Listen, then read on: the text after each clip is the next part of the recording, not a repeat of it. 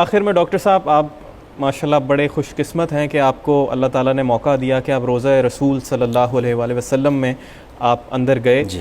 اس کی بڑی ہمارے ممبرز نے کہا ہے کہ آپ سے وہ سارا واقعہ جو ہے ڈیٹیل میں اگر آپ سنائیں تو آپ کی بڑی مہربانی ہوگی. اچھا، یہ ہوا یہ تھا کہ میں نے جب کوئی مسلسل غالباً شاید 33 گھنٹے کی ٹرانسمیشن میں کر پایا تھا. میں ریکارڈ بنانا چاہ رہا تھا اور وہ گنیز والے بھی آئے ہوئے تھے. Guinness book of world record میں 41 گھنٹے کی ٹرانسمیشن کا تھا، تو 33 میں کر چکا تھا. اور میں شاید مزید کرتا، لیکن امجد صابری شہید ہو گئے تھے تو ہم نے وہ ٹرانسمیشن ٹوٹ گئی تھی ہماری. اس زمانے میں کیونکہ مسلسل میں کر رہا تھا تو میں نے پورا واقعہ بتایا تھا. لیکن پھر بھی آپ کا چونکہ سوال ہے، اصل ہوا یہ تھا کہ میں شوکت عزیز صاحب کے وفد میں شامل تھا اور ہم لوگ یمن گئے تھے. یمن سے ہمیں سعودی عرب جانا تھا. تو یمن میں وہاں پر جب میں نے یمن کی قومی اسمبلی کے اسپیکر کو قصید بردہ شریف سنایا تو وہ بہت خوش ہوئے. انہوں نے مجھے خنجر، تو وہاں خنجر وہ لوگ ایک نشانی کے طور پہ اڑس کے رکھتے ہیں اپنے ساتھ، تو انہوں نے اپنا خنجر وہ مجھے دیا. تو شوکت عزیز نے مجھے بتایا کہ شوکت عزیز صاحب پوری دنیا گھوم چکے ہیں اور کئی جگہوں پر انہوں نے ان کا معاشی نظام درست کیا ہے کئی ممالک کا. تو مجھ سے کہنے لگے تمہیں پتہ نہیں ہے یہ انہوں نے تمہیں بہت بڑا تحفہ دیا ہے. اچھا ٹھیک ہے چلو. میں کہنے لگے مجھے لگتا ہے تمہیں بڑے طائف ملیں گے ابھی. اور ہم لوگ پھر سعودی عرب چلے گئے. سعودی عرب میں شاہ عبداللہ بن عبدالعزیز رحمہ اللہ، اللہ تعالیٰ ان کی مغفرت فرمائے، سعودی کنگ تھے اور بہت اچھے انسان تھے. میں پرسنلی ملا ہوں تو میں جانتا ہوں. اسی طرح شہزادہ سلطان، دونوں سے میری ملاقات ہے. تو ہم ان کے پاس گئے تو ان کا بڑا فارم ہاؤس ہے. اچھا، اس فارم ہاؤس میں یا تو مشرف صاحب جاتے تھے یا شوکت عزیز. یہ ان کی پرسنل دوستی تھی. تو فارم ہاؤس تو شوکت عزیز صاحب مجھے بھی لے گئے ساتھ، 1-2 منسٹر اور تھے. تو وہاں پر بہت دور دور بیٹھے ہوتے ہیں لوگ، بادشاہ بہت دور ہوتا ہے اور بہت دور سیٹنگ ہوتی ہے. میں نے وہیں سے یہ شوکت صاحب سے کہا بادشاہ سلامت سے کہیں کہ ہمارے لیے خانہ کعبہ کا دروازہ کھول دیں. خانہ کعبہ کا. تو خیر وہ کنگ نے دیکھا اور اس نے مسکرا کے انہوں نے بتایا کہ عربی ٹرانسلیٹر تھے ہمارے بحر اللہ ہزاروی صاحب، وہ آج حیات ہیں، وہ آج زبردست، وہی جاتے تھے، ان سے پوچھا جا سکتا ہے. بلکہ وہ آئے تھے ہمارے پروگرام میں، واقعہ انہوں نے بیان کیا تھا. انہوں نے کہا حج کا موقع ہے اور 11 دن بعد حج ہے، تو اس وقت خانہ کعبہ کا دروازہ تو نہیں کھل سکتا، رش بہت ہے. تو انشاءاللہ تمہارے لیے بعد میں، یہ مجھے انہوں نے پیغام، جو تم عاشق لگتے ہو، یہ لفظ بولا عاشق. لوگ کہتے ہیں اہل عرب عشق کو نہیں جانتے. اور بھائی عشق تو کیا ہی اہل عرب نے. مجنوں نے کہاں کیا تھا عشق؟ مجنوں کون ہے؟ قیس کون تھا جس نے لیلا سے کیا تھا؟ تو عشق تو کرتے ہی اہل عرب ہیں. تو انہوں نے مجھے کبھی تم عاشق لگتے ہو تو بعد میں کبھی کھول دیں گے. اب میں بڑا دل میرا محسوس کے رہ گیا. تو خیر شوکت عزیز نے مجھے بعد میں ڈانٹا کہ یار اس طرح تھوڑی بات کرتے ہیں اس وقت میں نے کبھی آپ تو آئیں یہاں پہ اپنے چیمبر آف کامرس میں صبح چلے جائیں گے، ادھر چلے جائیں گے، ہمیں تو کچھ آتا نہیں ہے. یہ سیدھی سی بات ہے. مذہبی امور ہم جانتے ہیں. وہ ہماری ملاقات اوقاف کے منسٹر سے ہونے والی ہے، وہ حج کا کوٹا ووٹا پاکستانیوں کا سیٹ کرنا ہے. تو ایٹ لیسٹ ہم نے کہا بھائی یہ ہو جائے گا. کہہ رہے بھائی عمرہ ہو رہا ہے نا تمہارا. عمرہ ہم لوگ یہاں سے کرنے چلتے تھے، ہم ریاض سے پھر عمرہ کرنے کے لیے گئے. عمرہ کیا. خیر عمرہ بہت اچھا ہوا ماشاءاللہ. عمرہ ہمارا انہوں نے اپنے گھیرے میں لے کے کرایا. پھر ہمیں انہوں نے اوپر لے گئے. یہ صفا محل کہلاتا ہے. صفا محل کے بالکل کھڑکی کے سامنے خانہ کعبہ نظر آتے ہیں. تو ہم نے وہاں دیکھ کے دعائیں کی. سب ہو گیا. تو میں نے شوکت عزیز صاحب سے کہا کہ دوبارہ کوشش کریں نا یہاں کسی سے کہنے لگے یار تم نے وہاں بات کر لی نہیں ہو سکا. این اسی وقت جو ہے شوکت عزیز صاحب کے پاس فون آیا. اچھا مطلب یہ این اس سے مراد ہے کہ بالکل اس ٹائم نہیں، اس کے کچھ دیر بعد ہم کیونکہ پرائم منسٹر الگ تھے، ہم ظاہر ہے کہ ہم منسٹر تھے تو ہم الگ گاڑی میں تھے. تو ہم وہاں سے جدہ روانہ ہو گئے. جیسے ہم جدہ پہنچے اپنے اپنے ہوٹلز میں تو شوکت عزیز نے مجھے بلایا. اس میں ان کے پاس گاڑی میں فون آیا تھا. کہنے لیں وہ تم نے کوئی دعا کی تھی وہاں پہ؟ اچھا بہت زبردست آدمی ہے شوکت عزیز. میں آپ کو بتاؤں بہت زبردست. شوکت عزیز کا یہ کوئی 117واں عمرہ تھا. اچھا جی 117واں 117. اچھا. اور شوکت عزیز صحیح جو ہے وہ بھاگ کے کرتے ہیں پوری. اچھا یہ لوگوں نے بھاگ کے پوری. اچھا. اب ہر آدمی نہیں جانتا نا کسی کو، بس آپ نے برا کہنا ہے تو کہہ دیا. اس نے اتنے عمرے کیے ہیں. وہ صحیح پیدل کرتے ہی نہیں. مطلب جہاں بھاگنا ہوتا ہے یہ اس کو کہتے ہیں اخذر میلین. اس کے دوران جو ہے یہ یعنی سبز ہری لائٹ ہے اس کے درمیان وہاں بھاگنا ہوتا ہے. یہ پوری صحیح بھاگ کے کرتے ہیں. یہ کر چکے ہوتے ہیں اور ہم لوگ کر رہے ہوتے تھے. مطلب یہ ان کی پریکٹس تھی بھائی. تو کہہ لیں تم نے کوئی دعا وغیرہ کی تھی؟ میں نے کہا نہیں. کیوں کیا ہوا؟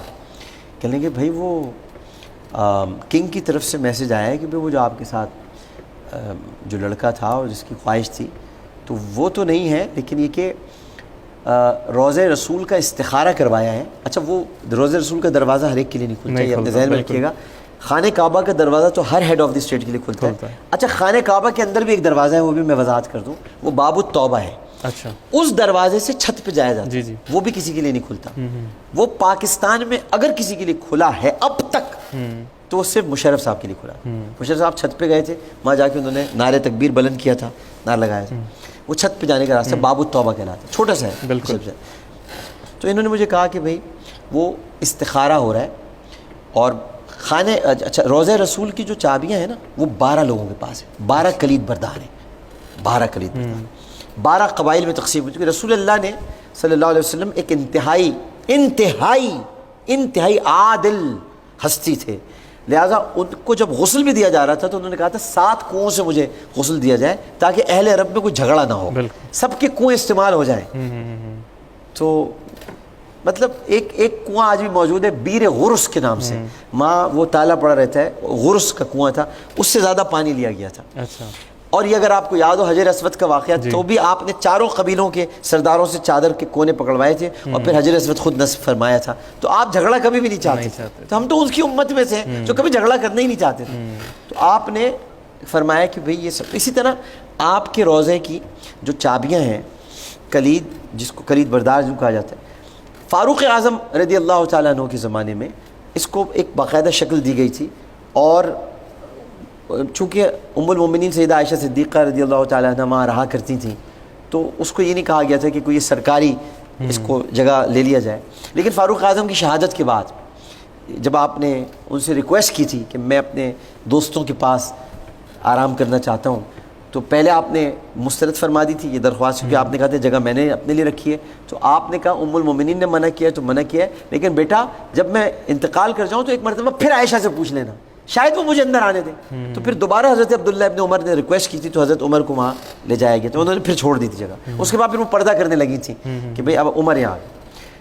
تو حضرت عمر اور حضرت عثمان کے دور تک یہ اس کے بعد اس کو ایک درجہ دیا جانے لگا. تو حضرت عائشہ بھی چونکہ وہاں پھر نہیں رہا کرتی تھیں، پھر انہوں نے منتخب کر لیا تھا مدینے میں ایک گھر، تو اس کو تحویل میں لیا تو اس کو پھر دروازہ بنایا گیا، پہلا دروازہ لگا تھا وہاں.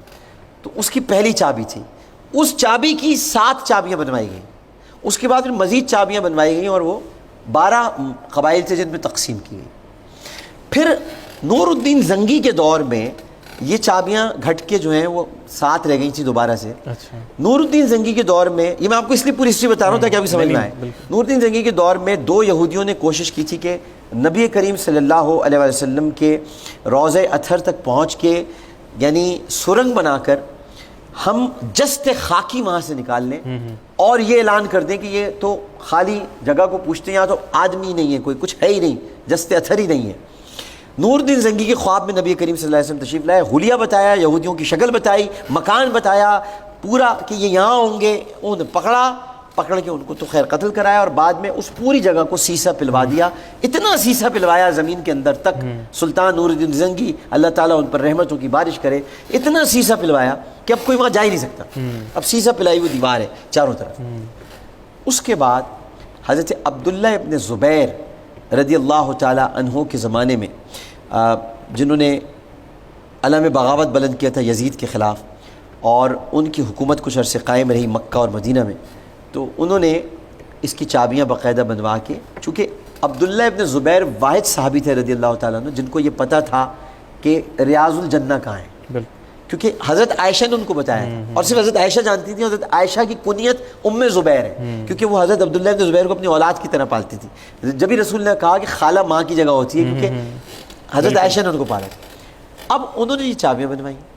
یہ چابیاں میں اس لیے چابیاں کو بتا رہا ہوں، اب ان کے پاس یہ چابی ہیں، اب ان میں سے استخارہ ہو رہا ہے. استخارے کے لیے شوکت علی صاحب نے بتایا کہ تمہارا نام کیا ہے بھائی، اب تم دیکھو تم گناہ گار ہو یا کچھ، تو استخارے میں اگر آ گیا تو ہم سب چلیں گے. جمعے کا دن ہے، تیمور بھائی غور سے سنیے گا، جمعے کا دن ہے. جمعرات کو ہم لوگ ریاض جدہ سے نکل رہے ہیں. ٹھیک. جدہ ایئرپورٹ پر ہم پہنچتے ہیں. ہمارا اپنا پی آئی ہے, ہمارا طیارہ پاکستان کا, اس میں ہم لوگ بیٹھتے ہیں. ابھی کچھ ہمیں نہیں پتہ ہے. ہم وہاں سے اڑتے ہیں اور ہم کوئی 45 منٹ یا شاید 50 منٹ میں ہم مدینہ ایئرپورٹ پر پہنچ جاتے ہیں. مدینہ ایئرپورٹ پہ ہمارا طیارہ اترتا ہے.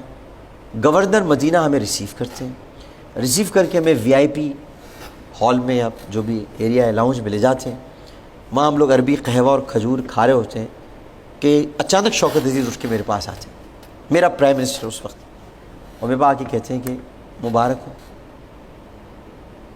روزہ رسول کا دروازہ کھلے. سبحان اللہ. اس وقت میں رو پڑا. مطلب میں ابھی بھی اس کو ابھی یاد کر کے مجھے رونا ہے. میں اس وقت جب انہوں نے مجھے کہا تو میں رو پڑا. تو میں نے کہا کہ آپ مذاق سن کے, میں مذاق نہیں کر رہا, مجھے گورنر مدینہ نے کہا ہے. تو میں نے کہا بہت رش ہوگا, کیونکہ حج میں اب 4 دن باقی بچے تھے, 4 یا 5 دن. ٹھیک ہے, ہم چونکہ وہ ریاض میں بھی رہے تو کہلے نہیں بس آج. اچھا جب 4-5 دن رہتے ہیں نا تو جو حاجی ان کو پتہ ہے آخری قافلہ جا رہا ہوتا ہے مدینے سے مکے کی طرف, آخری کچھ دن, یہ 4 دنوں کے اندر نکلنا ہوتا ہے کیونکہ پھر یوم الترویہ آ جاتا ہے. تو اور جمعے کا مطلب یہ ہے کہ مسجد نبوی میں تل دھرنے کی جگہ نہیں. بالکل ٹھیک ہے. اور اب جانے والے, اور جب ہم وہاں سے, میں نے کہا کہ مگر میں تو ایسے نہیں جا سکتا, مطلب میں تو ایسے نہیں جا سکتا. یعنی کیوں کہ نہیں میں کپڑے بدلوں گا. میں نے کہا میں خریدوں گا کپڑے نئے. تو انہوں نے کہا یار اب یہ مت کرو, تم یہاں سے سیدھے جانا ہے, تمہارے بیگ میں کیا کیا ہے. میں نے کہا امی نے مجھے ایک جوڑا دلایا تھا جب وہ حیات تھیں. تو ظاہر ہے کہ امی کا میری 2005 میں انتقال ہو گیا تھا. تو میری والدہ نے مجھے جوڑا دلایا تھا, تو وہ میں اتفاق سے وائٹ کپڑے میں لے کے آیا تھا, وائٹ کلر کا تھا وہ. تو میں نے کہا میں وہ دھلا ہوا ہے بالکل, مطلب میں ویسے بھی کپڑے گندے نہیں تھے. میں نے کہا نہیں مگر میں وہ پہنوں گا. اب میری یہ ساری چیزیں نا, شوکت عزیز بھی دیکھ رہے تھے, شیرپاؤ صاحب تھے موجود, خسرو بختیار تھے, بہت سارے ہمارے وزراء تھے, خیال سے رضا حیات حراج بھی تھے, بہت سارے لوگ تھے. تو دیکھ رہے تھے. تو خیر اس کے بعد میں نے اپنے کپڑے بدلے, فوراً وضو کیا, تیار ہو, خوشبو لگائی, اور میں نے کہا یہاں سے ہم اب میں نے کہا چلیں اٹھے, میں نے وہ چل رہے ہیں. اب جیسے جیسے ہم جا رہے تھے, اچھا میں ایک تو پہلی بار مدینہ ایئرپورٹ پہ اترا تھا, فرسٹ ٹائم. اس سے پہلے میں نے مدینہ ایئرپورٹ ہی نہیں دیکھا تھا. تو مدینہ ایئرپورٹ پہ اترا تھا, اور اس کے بعد ہم, اچھا مدینہ ایئرپورٹ سے مسجد نبوی 15 سے 16 منٹ کا راستہ ہے. ٹھیک, جیسے ہی مسجد نبوی پہنچی تو ہماری گاڑیاں اندر کی طرف چلنے, میں نے گاڑیاں اندر داخل ہو گئی جنت البقیع کی طرف سے. اچھا ٹھیک ہے. جیسے داخل ہونے لگی تو پرائم منسٹر کی گاڑی آگے بڑھ گئی. ہم جس گاڑی میں تھے, میں نے اپنی رکوا لی گاڑی. تو انہوں نے کہا کیوں, میں نے کہا نہیں روکیں, گاڑی نہیں اندر لے کے جائیں. ٹھیک ہے نہیں, وہ اندر تک تو جانے میں نہیں روک دیں, آ رہے ہیں. میرے ساتھ 3-4 منسٹر اور تھے اس گاڑی میں. خیر میں اتر, ہم لوگ پیدل آئے تھے. تو شوکت صاحب ہمارے انتظار کر رہے تھے وہاں. تو خیر وہ آئے, وہاں اندر گئے, تو انہوں نے کہا بس اندر چلتے ہیں, انتظار کرتے. خیر انہوں نے مجھے تھوڑا سا کہا کہ ایسے نہیں کرتے ہیں, ڈانٹا واٹا انہوں نے کہ بھائی, میں نے کہا نہیں آپ جا سکتے ہیں, ہم گاڑی نہیں لے کے جا سکتے اندر. ٹھیک ہے نا, تھوڑا دور ہی رکنا ہے. اترتے ہوئے گئے. اس کے بعد جیسے ہم لوگ اندر پہنچے تو وہ پاکستانی وہاں بہت نعرے لگانے شروع کر دیے, شوکت عزیز زندہ باد, پاکستان زندہ باد, پاکستان زندہ باد, بڑے نعرے لگائے پاکستان زندہ باد. یہ باہر کی بات ہے. اچھا باہر نعرے لگانے میں جو لوگ کہتے ہیں نا لا ترفعوا اصواتکم فوق صوت النبی, یہ اندر کی بات ہے, یعنی روضہ رسول کی جالیوں کے سامنے. یہ باہر کی بات میں ہوتا باہر کی. تو انہوں نے نعرے والے لگائے. اس کے بعد ہمیں وہ باب جبرائیل سے اندر, باب جبرائیل سے آپ جائیں, یوں سمجھ لیں یہ رہا باب جبرائیل جی, اور یہاں سے آپ کو یہاں مڑنا ہوتا ہے. بالکل. تو یہاں ریڈ کلر کے کارپٹ بچھے, ٹھیک, یہاں آپ بیٹھ گئے, اور ادھر ہی جالیاں ہیں سبز رنگ کی. اب مجھے تو پتہ ہی نہیں تھا کہ یہاں سے جاتے ہیں. اچھا میں سمجھتا تھا وہ سنہری جالیوں سے جاتے ہیں شاید معاذ شریف کے سامنے. بالکل. مجھے بھی تو نہیں پتہ تھا. وہاں میں بیٹھ گیا, روئے جا رہے ہیں, حالت عجیب ہے. تھوڑی دیر بعد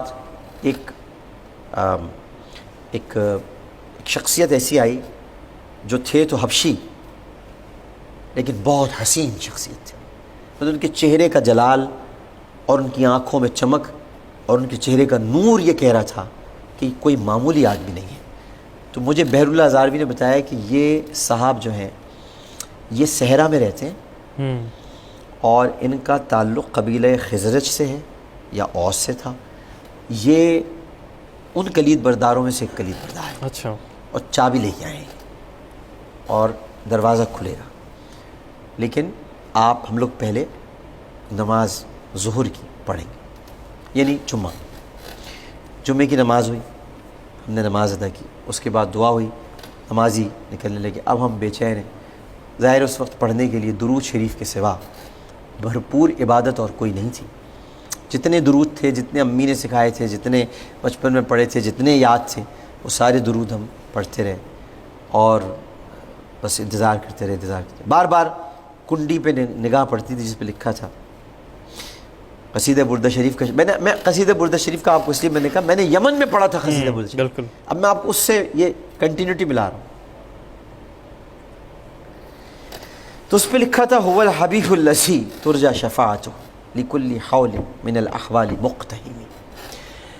یہ قصیدہ بردہ شریف کے شعر میں یمن میں پڑھ چکا تھا اور یہی قصیدہ بردہ شریف کا شعر مجھے کنڈی پہ لکھا ہوا نظر آیا. تو وہ آئے انہیں دروازہ کھول. اب جب دروازہ کھل گیا تو اب اندر جانے کی ہمت نہیں ہو رہی. میرے خیال ہے کہ پاؤں جو ہے وہ کئی من بھاری ہو گئے تھے. تو انہوں نے شوکت صاحب کا نام لیا، میرا نام لیا. میں استخارے میں، تو شوکت صاحب پرائم منسٹر سے پہلے اندر گئے، ان کے پیچھے میں گیا اور انہوں نے میرا ہاتھ تھام لیا تھا. اور اس آدمی کے چہرے کا رنگ بھی متغیر تھا، ہمارا بھی تھا. ہم کانپتے آگے بڑھ رہے تھے. ہمیں اندر لے جانے والا بتا رہا تھا یہ فلاں زوجہ مطہرہ کا یہ گوشہ ہے، یہ فلاں زوجہ مطہرہ کا گوشہ ہے، یہ فلاں زوجہ مطہرہ کا گوشہ ہے. اور پھر ہم تھوڑا سا لیفٹ کو ٹرن ہوئے، پھر تھوڑا سا رائٹ کو ٹرن ہوئے، پھر تھوڑا سا لیفٹ آتا ہے اور پھر اس کے بعد رائٹ مڑتے ہیں. تو ایک تصویر جو بہت سارے لوگ لگاتے ہیں، جو کہ غلط لگاتے ہیں اور یہ کہتے ہیں کہ شاید یہ قبر رسول یا تربت رسول. ایک تو یہ قبر اور تربت کا لفظ استعمال نہیں کرنا چاہیے. امام مالک کہتے ہیں کہ جب بھی روضہ رسول پہ جاؤ، یہ قوم میں رسول کی زیارت کے لیے گیا تھا. قبر اور تربت ان کی ہوتی ہے جو مردہ ہوتی ہے، بالکل. جو زندہ ہوتے ہیں ان کی قبر نہیں ہوتی. تو وہاں پر تصویر شیئر کی جاتی ہے. وہ ایکچولی حضرت فاطمہ کا گھر ہے وہ. اچھا. اور وہ حضرت فاطمہ کی جہیز کا سامان ہے اور ان کے گھر کا سامان ہے. اس پہ جو امامہ رکھا ہوا ہے وہ مولا علی کا ہے. تو لوگ سمجھتے ہیں کہ یہ شاید یہ نہیں ہے، کیونکہ نبی کی تو آپ دیکھ ہی نہیں سکتے وہ مقام، کیونکہ ادھر سب جگہ پہ بند ہے، وہ دیوار ہے، اس پہ غلاف چڑھا ہوا ہے گرین کلر کا. ٹھیک ہے. تو وہ ہمیں اندر لے کے وہ موڑ کے اس نے جو صاحب تھے وہ آئے اور انہوں نے کھڑا کر دیا، کہا سلام پڑھو. عربی میں اس نے کہا سلام. اب ہم نے سلام پڑھنا شروع کیا. اب میں نے آہستہ آہستہ ایک نعت پڑھنی شروع کی، میٹھا میٹھا ہے میرے محمد کا نام. بہت آہستہ آہستہ، بہت آہستہ، اتنی آہستہ کہ شاید میرے ہی کان سن سکتے تھے. شوکت عزیز میرے ساتھ آ گئے، وہ میرے ساتھ مل کے وہ نعت پڑھنے لگے. میں نے وہاں ایک معجزہ دیکھا اپنے نبی کا، اور وہ یہ دیکھا کہ بالکل ہمارے پیچھے معاجہ شریف تھا اور اتنا رش تھا کہ ہم وہاں دیکھ سکتے تھے نا جالیوں سے باہر. بالکل. رش اگر ہوتا ہے نا تیمور بھائی، خاموش رش بھی ہوتا ہے، تب بھی اس کی سرسراہٹ ہوتی ہے. میں قسم کھا کر کہتا ہوں اپنے رب کی عزت کی کہ وہ سرسراہٹ ہمیں اندر نہیں سنائی دے رہی تھی. سکون تھا اندر آ ہی نہیں رہی تھی آواز کہ باہر کچھ ہو. ایسا لگ رہا ہے کہ ٹی وی کی آواز کسی نے بند کی ہوئی اور باہر مجمع جا رہا ہے. بس یہ میں نے معجزہ دیکھا اور مجھے قرآن کی اس آیت پر واثق یقین ہوا، یا ایھا الذین آمنوا لا ترفعوا اصواتکم فوق صوت النبی، کہ اپنی آوازوں کو نبی کی آواز سے بلند مت کرو. تو وہ اللہ نے خود ہی انتظام کر رکھا ہے، اگر کسی کی ہو بھی جائے گی تو وہ نہ آئے گی نہیں اندر آواز، پہنچے گا بھی تو درود پہنچے گا. تو وہ ہم پڑھتے رہے اور بہت دیر تک پڑھتے رہے. اور پھر اس کے بعد وہاں پر ایک گوشہ ہے جو خالی تھا، اور میں نے چونکہ پڑھ رکھا تھا تو مجھے خالی گوشہ معلوم تھا کہ وہ خالی گوشہ نہیں ہے، یہاں حضرت عیسیٰ علیہ السلام کی قبر بنے گی. تو میں نے وہاں کھڑے ہو کے حضرت عیسیٰ علیہ السلام کی ممکنہ قبر کے سامنے یہ کہا کہ اے مسیح اللہ، آپ نے آنا ہے رسول کے امتی کی حیثیت سے۔ تو مجھے طبہ بادشاہ یاد آ رہا ہے اس وقت۔ طبہ یمن کا ایک بادشاہ تھا، اور اس نے گھر کی چابیاں اپنے غلام کو دے کر کہا تھا کہ میں نے محمد صلی اللہ علیہ وسلم کا زمانہ تو نہیں پایا، اور مجھے لگتا نہیں کہ میں ان کا زمانہ پاؤں، لیکن اگر وہ تمہیں یا تمہاری نسل میں کبھی آ جائیں تو ان سے کہنا کہ طبہ بادشاہ نے اپنی طرف سے ایک گھر ان کو دیا ہے، تو وہ آئیں تو اسی میں قیام کریں۔ اور طبہ بادشاہ کی نسل در نسل ہوتے ہوئے وہ گھر حضرت ابو ایوب انصاری کے پاس آیا تھا۔ تو رسول اللہ نے حضرت ابو ایوب انصاری کے گھر میں قیام نہیں کیا تھا، وہ ان کا اپنا گھر تھا جو طبہ بادشاہ ان کو دے کے گیا تھا۔ تو یہ غلط ہے کہ وہ حضرت ابو ایوب انصاری کا گھر تھا، وہ رسول کا ہی گھر تھا۔ تو وہاں میں نے کہا کہ میں طبہ بادشاہ کی طرح آپ سے ریکویسٹ کرتا ہوں، درخواست کرتا ہوں، میں نے آپ کا زمانہ نہیں پانا، لہٰذا میں چونکہ آپ کی اس ممکنہ مقام کو قبر سمجھتا ہوں، تو آپ میری اس رسول سے سفارش ضرور کر دیجیے گا، اور یہ سفارش کر دیجیے گا کہ میں بخش دیا جاؤں۔ یہ میں نے حضرت عیسیٰ کو مخاطب کر کے، پھر میں نے سیدنا فاروق اعظم اور سیدنا ابو بکر صدیق رضی اللہ تعالیٰ عنہ کو مخاطب کر کے، غلطیاں انسان سے ہوتی ہیں، میں نے کہا کہ فاروق اعظم یا حضرت ابو بکر سے اگر آپ کی شان میں کبھی مجھ سے کوئی غلطی گستاخی ہو تو آپ تو معاف کرنے والے لوگوں میں سے، تو مجھے ضرور معاف کر دیجیے گا، اور مجھے یقین ہے کہ آپ مجھے معاف کر دیں گے۔ تو ایک دل کو اس وقت اطمینان ہوا، اور ایسے آواز آئی کہ جاؤ، مجھے تمہیں معاف کیا، تم ہمارے اپنے ہو۔ تو ادھر سلام پیش کیا، پھر رسول اللہ کے پاس آ کے بہت دیر تک بہت سلام، بہت کافی روتا رہا میں بہت دیر تک۔ اب اس بات پر روتا رہا کہ مجھ میں ایسی کیا خاص بات ہے کہ میں اندر آ گیا، اس بات پہ میں بہت رویا۔ تو میں جب بہت رو رہا تھا یا مجھے بہت رونا آ رہا تھا اس وقت، تو وہ آدمی جو آیا تھا خزرج کا، اس نے مجھے گلے سے لگایا، اس نے کہا کہ تم عاشق ہو۔ اس نے کہا ہاذا عاشق، اس نے مجھے کہا، اچھا، اس نے اس کو کہا بہر ہزاروی صاحب۔ تو بہت دیر تک بس یہ رونا چلتا رہا۔ اس کے بعد پھر میں نے اپنے وہ جو کپڑے تھے نا، اس میں نے لوٹ لگا لی اس میں۔ اچھا، میں نے کہا اس کی ساری مٹی لگ جائے، کہ وہاں صفائی اس لیے نہیں ہوتی کہ وہاں صفائی کی ضرورت نہیں، وہ خود ہی صفائی رہتی ہے، فرشتے کرتے ہیں وہاں صفائی۔ تو وہ کپڑے، وہ موزے، کیونکہ میں ننگے پیر نہیں گیا تھا وہاں، اچھا، میرے ہاتھ صرف ننگے تھے، باقی میں نے ہر چیز ڈھانکی ہوئی تھی اپنی۔ میں نہیں سمجھتا تھا میری کوئی اسکن اس قابل ہے کہ وہ اس جگہ جا سکے۔ تو وہ موزے، وہ کپڑے، وہ مٹی، وہ سب آج میرے پاس محفوظ ہے، رکھی ہے۔ میں نے وصیت بھی کی ہوئی ہے کہ میں جب مر جاؤں تو میرے کفن کے ساتھ یہ چیزیں رکھ دیں۔ اور بھی میرے پاس چیزیں ہیں، کچھ نبی کریم صاحب کی زلفیں ہیں، منہ مبارک ہے، تو یہ رکھ دیں میرے ساتھ۔ تو اس کے بعد ہمارے 45 منٹ ہمیں دیے گئے تھے، ہماری عشق دیکھ کر اس نے ٹائم ہمارا بڑھا دیا۔ ہمارے شوکت صاحب، پھر ایک ایک کر کے سب جاتے رہے، پھر میں اور شوکت صاحب رہ گئے تھے۔ پھر شوکت صاحب نے میرا بازو دبایا اور کہا چلو، کیا مطلب چلو، مطلب ان سے بھی برداشت نہیں ہوا۔ سچی بات، میں کیوں جھوٹ بولوں؟ اس مقام پہ تو ریاکاری تو چل ہی نہیں سکتی، سب لکھا جا رہا ہے۔ یہ تو لکھ رہے ہیں جو یہاں بیٹھے ہوئے، یہ دونوں تو جو بیٹھے ہوئے، پرائیویسی نہیں ہے انسان کی، انسان کی کوئی پرائیویسی، انسان سمجھتا ہے پرائیویسی اس کی کوئی نہیں، دو فرشتے اس کے ساتھ ہر وقت ہیں اور اللہ اسے دیکھ رہا ہے، پرائیویسی ہے ہی نہیں۔ بالکل۔ تو انہوں نے میرا ہاتھ دبایا، نکلا، میں جا ہی نہیں رہا تھا باہر واپس۔ تو خیر میں نکلا باہر نکل کے میں تیمور بھائی گھنٹوں تک روتا رہا، پھر یہاں تک کہ عصر کی اذان ہو گئی۔ اور اس کے بعد پھر وہاں پر مسجد نبوی میں ہمیں چونکہ نکلنا تھا اور عصر کچھ دیر بعد کھڑی ہوتی ہے، تو انہوں نے ہم سے کہا کہ آپ میں کوئی ہے جو نماز قائم کرا دے، تو آپ لوگ، تو میں نے قصر، مطلب یہ عصر کی جو قصر ہے، ظاہر 4 رکعت ہوتی ہیں تو 2 رکعت، تو اس کی امامت میں نے وہاں کرائی تھی، مسجد نبوی میں میں نے نماز پڑھائی تھی۔ اس کے بعد ہم سب لوگ چلے گئے تھے۔ تو بس یہ ایک حضوری تھی، ایک حاضری تھی، اور مطلب یہ کہ یہ ایک ناقابل فرام، مطلب مجھے اب دنیا میں کوئی عہدہ یا کوئی مقام کی تمنا نہیں رہی۔ جب نبی نے اپنے گھر، دیکھیں نبی کعبے میں، تو کعبہ اللہ کا گھر ہے، ایک بات یاد رکھیے گا، اللہ کا گھر پرائیویسی نہیں ہوتی۔ اللہ کا مطلب یہ ہے کہ وہ گناہگار کو بھی بلا کے توبہ کا دروازہ اس پہ کھول سکتا ہے، مشرک کو بھی بلا کے اس کو ایمان کی دولت سے مالا مال کر سکتا ہے۔ اور کسی کافر کو بھی بلا کے اللہ تعالیٰ اپنے دربار. لیکن رسول کا گھر پرائیویٹ جگہ ہے, نبی کا گھر وہ مقام ہے. کعبہ تو ناپاک تھا اس لحاظ سے, میں ناپاک نہیں کہہ رہا, ناپاک اس لحاظ سے وہاں بت تھے, تو رسول نے سارے بت توڑ دیے. کعبے میں ابو جہل کے ناپاک قدم بھی گئے, ابو لہب کے ناپاک قدم بھی گئے, لیکن نبی کے گھر میں کبھی کسی ناپاک کے قدم ہی نہیں آئے ہی نہیں. تو یہ اس لحاظ سے افضل ہے.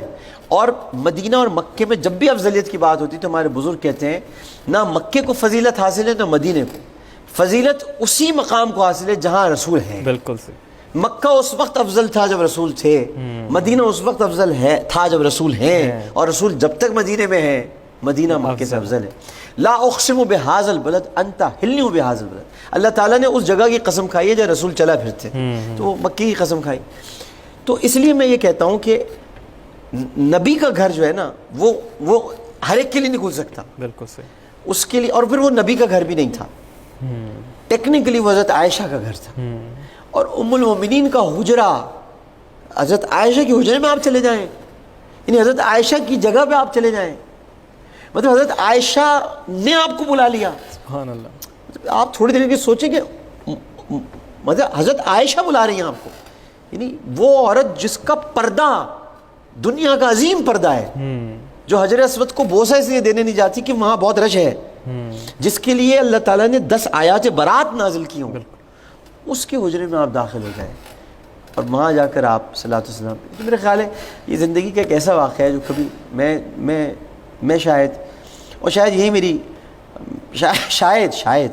شاید میرے گناہوں میں کمی کا سبب, یہ میں بخشش کی تو بات نہیں کرتا کیونکہ اللہ تعالیٰ نے مومن کو امید اور خوف کے درمیان رہنے کو کہا ہے. تو میں یہ نہیں کہوں گا کبھی کہ میری بخشش ہو جائے گی, امید رکھوں گا کہ اللہ میری بخشش کر دے گا, اور خوف یہ رکھوں گا کہ اللہ تعالیٰ میری بخشش نہیں کرے گا. مجھے حضرت عمر فاروق کی راستے پہ چلنے میں بڑا مزہ آتا ہے کہ وہ کہتے تھے کہ میں ڈرتا ہوں اس شخص سے کہ جو آخر میں رہ جائے جہنم میں جانے سے, کہ کہیں وہ عمر نہ ہو. حالانکہ آپ تو اشر مبشرہ ہیں, آپ تو سب کچھ, تو بس یہ ایک واقعہ ہے, اس طرح سے یہ پیش آیا تھا. تو اسی خوبصورت نوٹ پہ اس پروگرام کا ہم اختتام کرتے ہیں. ڈاکٹر صاحب بہت شکریہ, آپ نے ہمارے لیے ٹائم نکالا, بہت شکریہ. بہت شکریہ. تو یہ تھے ڈاکٹر عامر لیاقت حسین. مجھے امید ہے آپ کو یہ شو بہت پسند آئے گا. اپنی فیڈ بیک ضرور دیجیے گا. مجھے اور میری یہاں سے ٹیم کو دیجیے اجازت. اللہ حافظ.